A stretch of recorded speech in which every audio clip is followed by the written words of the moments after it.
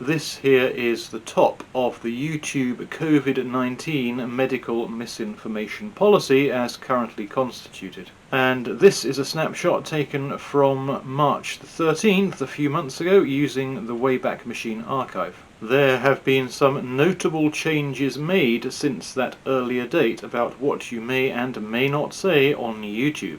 You can see 6 contents bullet points in the March archive, including social distancing and self-isolation guidelines between transmission and the existence of COVID-19. And if we jump down the page, you can see it. Social distancing and self-isolation misinformation. Content that disputes the efficacy of local health authorities or the WHO's guidance on physical distancing or self-isolation measures to reduce transmission of COVID-19. That has been zapped out of existence. That's the current version, again missing from those bullet points, and there you go, between transmission and content that denies, etc. there is nothing. That has now become that, magicked away. It is no longer illegal on YouTube to post content that disputes the efficacy of local health authorities or the WHO's guidance on physical distancing or self-isolation measures to reduce transmission of COVID-19.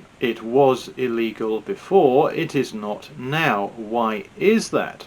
The reduction in a virus's virulence doesn't mean that measures to control it are necessarily ineffective. They might not be needed anymore, even if they worked, which they didn't, but that wouldn't mean that they're ineffective.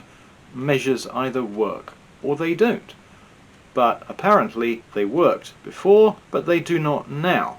Now have a look at prevention misinformation as it was then. Claims that wearing a mask is dangerous or causes negative physical health effects. Claims that masks do not play a role in preventing the contraction or transmission of COVID-19. Those two sit between those two, claims that ivermectin and hydroxychloroquine, etc., and claims about COVID-19 vaccinations, etc. Now back to the current version, and that is those two which previously sandwiched those mask prohibitions, which have been zapped out of existence. Original with the masks sandwiched between those two, and the current version, and those two no longer surrounded by those masks thou shalt not examples because they have been removed. It is no longer illegal on YouTube to say that masks have negative physical effects, and they do not have a role in the suppression of the virus. It is no longer illegal to say those two things.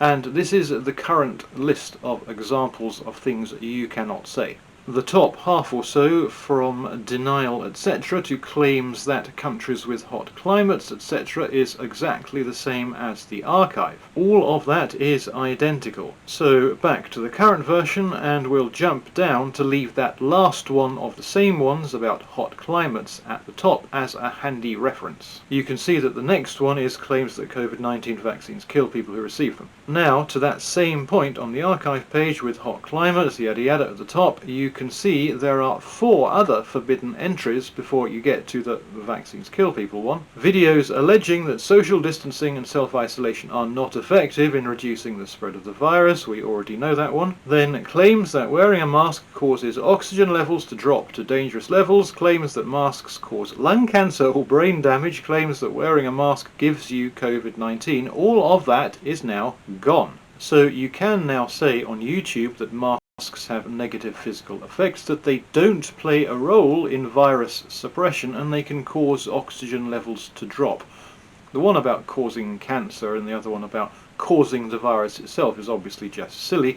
I think what they did is they decided to blanket remove all prohibition on mask criticism, and those two silly ones just went along for the ride. There is now no mention whatsoever about not being able to say negative things about masks in the YouTube medical misinformation policy. Check it out for yourself. There is no mention of masks whatsoever. Back to things you can't say as it was previously. Jump down to the bunch directly after the mask stuff they removed. This is the archive, and that's the current, which is pretty much identical. The top 4 are absolutely identical, current here and archive here. Then the last 8 are also the same, archive and current. These are all the same. So what is different? The one directly after those first 4 in the March archive says claims that COVID-19 vaccines are not effective in preventing the spread of COVID-19. And you will see that in the current version that has been replaced with claims that the flu is more contagious than COVID-19. Everything else after the mask removal stuff is the same, but that original line has been switched for the flu one. Where it said originally claims that COVID-19 vaccines are not effective in preventing the spread of COVID-19, it now says claims that the flu is more contagious than COVID-19. So it looks like they're no longer disallowing anything about the vaccines not preventing transmission, which would be sensible because they don't.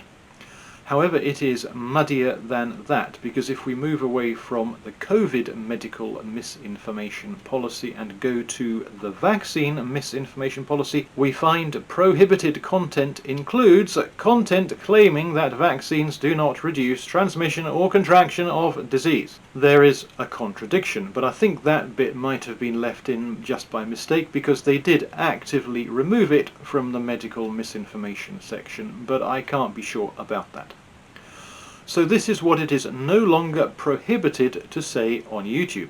Content that disputes the efficacy of local health authorities or the WHO's guidance on physical distancing or self-isolation measures to reduce transmission of COVID-19. Claims that wearing a mask is dangerous or causes negative physical health effects. Claims that masks do not play a role in preventing the contraction or transmission of COVID-19. Claims that wearing a mask causes oxygen levels to drop to dangerous levels. Claims that masks cause lung cancer or brain damage, and claims that wearing a mask gives you COVID-19. And there is a doubt hanging over one of them because it was removed from the medical misinformation section but not removed from the vaccine misinformation section. Down the bottom, claims that COVID-19 vaccines are not effective in preventing the spread of COVID-19.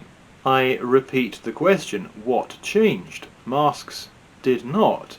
Non-pharmaceutical interventions, social distancing, self-isolation, did not. These things did not change. They may no longer be needed. Even if they were effective, which they're not, they may no longer be required. But that doesn't mean that they would necessarily be ineffective. That's an entirely different matter. So what changed? It's almost like YouTube makes these things up as they go along.